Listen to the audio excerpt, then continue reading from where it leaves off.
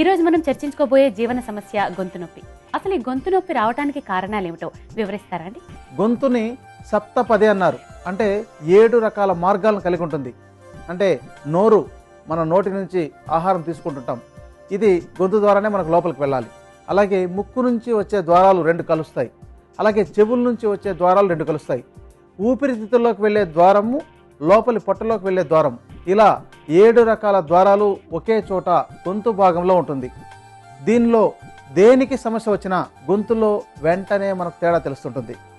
ఇక కొంతమందికి రకరకాల గొంతు ఇన్ఫెక్షన్స్ వస్తుంటాయి. అంటే ఎప్పుడు ఆహార విషయంలో కానీ లేదా వాతావరణంలో తేడాలు, బాగా అరవడం, లేకపోతే ఎక్కువసేపు మాట్లాడడం, ఇలాంటివి చేయడం వల్ల గొంతు మీద ఒత్తిడి ఎక్కువయ్యి అక్కడ చిన్న చిన్న గుళ్ళలు లాంటివి తయారయ్యే అవకాశాలు ఉంటాయి. అలాంటి సమయంలో స్వరం సక్రమంగా బయటికి రాకుండా బొంగురుపోయినట్టుంటుంది. ఇక కొంతమందికి గొంతులో నొప్పి వస్తుంటుంది. ఇక్కడ ప్రధానంగా థైరాయిడ్కి సంబంధించిన ఏదైనా సమస్య ఉన్నట్లయితే అప్పుడు కూడా గొంతులో నొప్పి వస్తుంటుంది. ఇంకా ఊపిరితిత్తుల్లో ఏదైనా ఇన్ఫెక్షన్ ఉంటే, అన్నవాహికలో ఏదైనా ఇన్ఫెక్షన్ ఉన్నప్పుడు వాటి ప్రభావం గొంతు మీద పడి అప్పుడు కూడా గొంతులో నొప్పి వచ్చే అవకాశాలు ఉంటాయి. ఇక దగ్గు, జలుబు, తలనొప్పి, సాధారణంగా వాతావరణ మార్పుల వల్ల వచ్చే సమస్యల వల్ల కూడా గొంతులో నొప్పి రావచ్చు. గొంతుకు ఎప్పుడైనా సరే తగినంత విశ్రాంతి ఇవ్వాలి.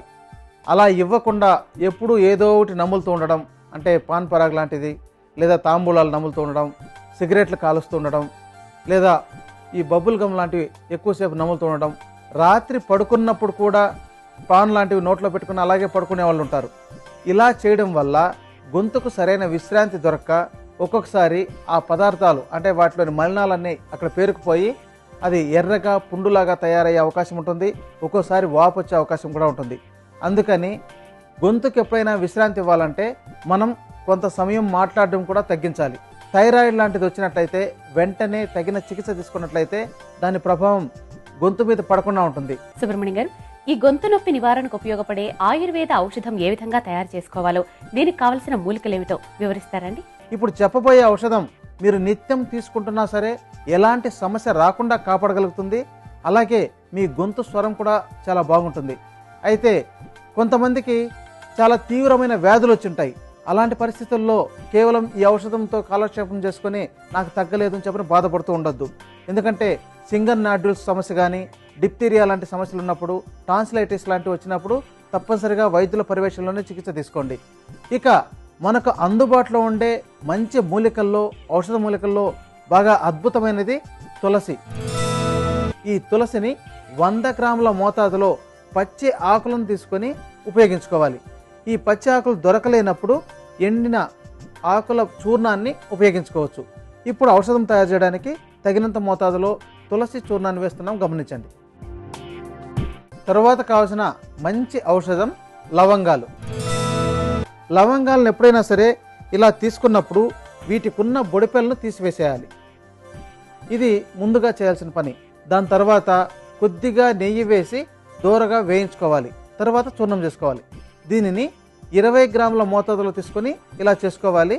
అలా తయారు చేసిన చూర్ణం 20 గ్రాములు తీసుకోండి. ఇప్పుడు ఔషధంలో కలపడానికి తగిన మోతాదులో వేస్తున్నాం. దీని తర్వాత కావాల్సిన మంచి ఔషధం అతిమధురం. అతిమధురం ఇది అతిమధురం మొక్క యొక్క వేర్లు కానీ లేదా కాండం కానీ ఏదైనా తీసుకోవచ్చు. మనకు మార్కెట్లో లభిస్తున్నాయి. వీటిని తాజాగా ఉన్న వాటిని తీసుకొని మీరే దంచి చూర్ణం చేసుకోవాలి. ఎందుకంటే దీన్ని దంచుతున్నప్పుడు పీచు లాంటి పదార్థం వచ్చేసి కేవలం కిందికి బాగా చూర్ణంగా అయింది మాత్రమే రాలుతుంది. అలాంటి దాన్ని మాత్రమే తీసుకోవాలి. అలాంటి దాన్ని 20 గ్రాముల మోతాదులో తీసుకోవాలి. ఇప్పుడు ఔషధం తయారు చేయడానికి తగినంత మోతాదులో వేస్తున్నాం. దీని తర్వాత కావాల్సిన మంచి ఔషధం అడ్డసరం ఆకు చూర్ణం. అడ్డసరం, దీన్నే వాస అంటారు. ఈ యొక్క అడ్డసరం మొక్క ఆకు చూర్ణాన్ని తీసుకోండి. పచ్చి దొరికినట్లయితే చాలా బాగా పనిచేస్తుంది. పచ్చిదాన్ని 20 గ్రాముల మోతాదులో తీసుకొని నూరుకోవాలి. లేదా చూర్ణంగా ఉండేదాన్ని కూడా 20 గ్రాముల మోతాదులో తీసుకొని ఉపయోగించుకోవచ్చు. ఇప్పుడు ఔషధం తయారు చేయడానికి తగినంత మోతాదులో వేస్తున్నాం. దీని తర్వాత కావాల్సిన మంచి ఔషధం నేల ఉసిరి. దీన్ని పచ్చిదాన్ని మాత్రమే తీసుకుని ఉపయోగించుకోండి. పచ్చిది దొరకని వాళ్ళు మాత్రమే ఇలాంటి ఎండిన చూర్ణాన్ని ఉపయోగించుకోవచ్చు. ఇలా ఈ మొక్కను నీడలో ఆరబెట్టినట్లయితే ఈ చూర్ణం చేసిన తర్వాత ఆకుపచ్చ రంగులో ఉంటుంది. ఇలాంటి చూర్ణాన్ని 20 గ్రాముల మోతాదులో తీసుకోవాలి. ఇప్పుడు ఔషధం తయారు చేయడానికి తగిన మోతాదులో వేస్తున్నాం. దీని తర్వాత కావాల్సిన మంచి ఔషధం నేలవేము. దీనిని తాజాగా పచ్చిదాన్ని తీసుకొని మీరు ఆకులను మాత్రం విడదీసి చూర్ణం చేసుకోండి. అంటే పచ్చిదాన్ని అయితే పేస్ట్ లాగా తయారు చేసుకోవచ్చు. ఇక్కడ ఔషధం తయారు చేసుకునేటప్పుడు అన్ని పచ్చివి దొరికినట్లయితే ఔషధం తయారు చేసుకోవడం చాలా తేలిక. దానిలో ఔషధ గుణాలు కూడా చాలా బాగుంటాయి.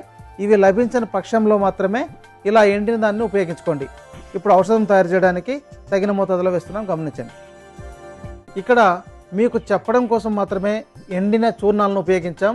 మీరు ఔషధం తయారు చేసుకునేటప్పుడు పచ్చి వాటిని తీసుకున్నట్లయితే వాటితోనే మొత్తం బాగా మెత్తగా నూరినట్లయితే మీకు మాత్ర కట్టుకు తయారు చేసుకోవడానికి వీలుగా తయారవుతుంది. దానితో మాత్రలు తయారు చేసుకుని రోజు ఉదయం సాయంత్రం ఒక్కొక్క మాత్ర చొప్పున ఆహారం తీసుకున్న తర్వాత తీసుకోండి. ఇది మంచి మార్గం. ఔషధ గుణాలు కూడా చాలా బాగుంటాయి. ఇవి లభించిన వాళ్ళు ఈ యొక్క ఎండిన చూర్ణాలను మార్కెట్లో తీసుకుని ఉపయోగించుకున్నట్లయితే చూడండి, ముందుగా ఈ చూర్ణాలన్నింటినీ బాగా కలుపుకోవాలి. ఇలా మొత్తం చూర్ణాలను బాగా కలుపుకొని ఒక డబ్బాలో దాచుకొని రోజు ఉదయం సాయంత్రం 1/2 స్పూను మోతాదులో చూర్ణం తీసుకొని దానికి తగినంత తేనె కలిపి ముద్దలాగా తయారు చేసుకొని నోట్లోకి వేసుకొని చప్పరిస్తూ మింగాలి. ఇలా నిత్యం చేస్తున్నట్లయితే గొంతుకు సంబంధించిన సమస్యలు తగ్గిపోతుంది, గొంతు నొప్పి కూడా తగ్గిపోతుంది, గొంతు నొప్పి రాకుండా కూడా కాపాడగలుగుతుంది. అలాగే స్వరం కూడా చాలా బాగుంటుంది. ఇలాంటి ఔషధాన్ని మీరే స్వయంగా సేకరించి తయారు చేసుకుని ఉపయోగించి మంచి ఫలితాన్ని పొందండి.